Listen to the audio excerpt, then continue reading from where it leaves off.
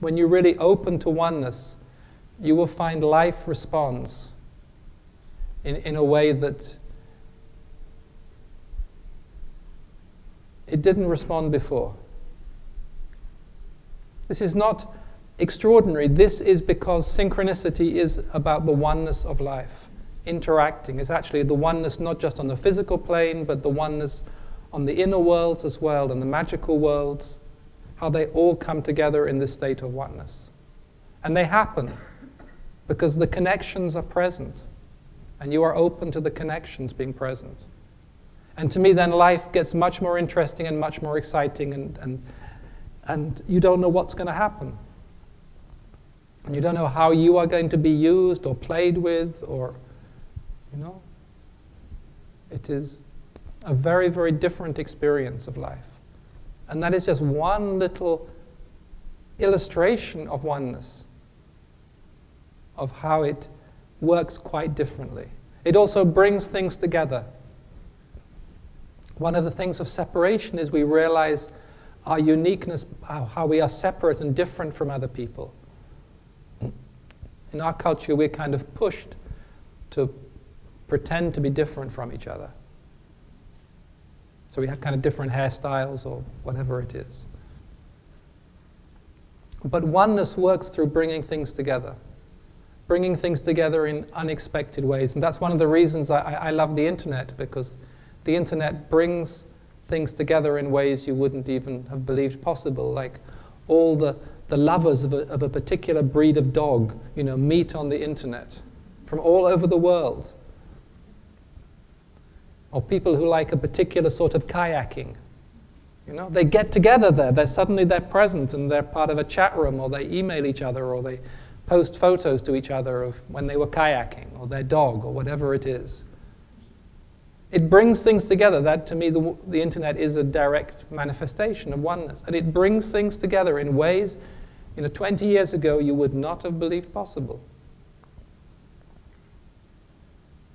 Yes, it can be used for commerce. You can brings together the buyer and the seller, and that's what people want to use it a lot for. But it has a much deeper underlying energy of bringing together all sorts of different people from all sorts of places in the world. Apparently, there's a young lady in Baghdad who has a website about cats. I don't know if you knew this. She has pictures of cats, and people post on her website pictures of cats. And she is in the cat world quite well known. She's a teenager in Baghdad, and she has this website for these cats, all these pictures of cats. And in the most unexpected ways, this oneness expresses itself. People come together, people are attracted. If you like, the organism of humanity begins to respond in different ways. And in this coming together, there is a life energy. And that is what is so important. It isn't necessarily just the coming together. It is the life energy that is pulling people together. And to be present with that and to watch it happen.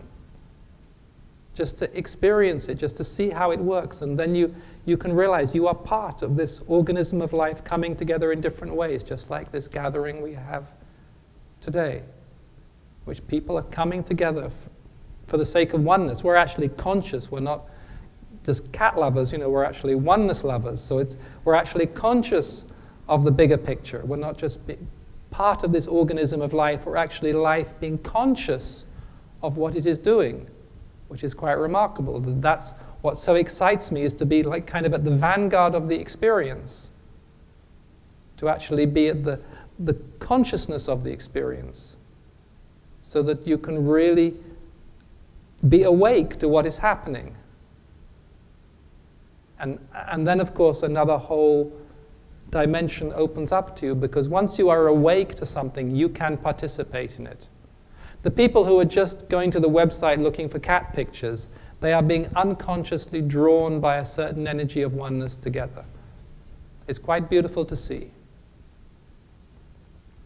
But if one can be awake to the real meaning of what is happening,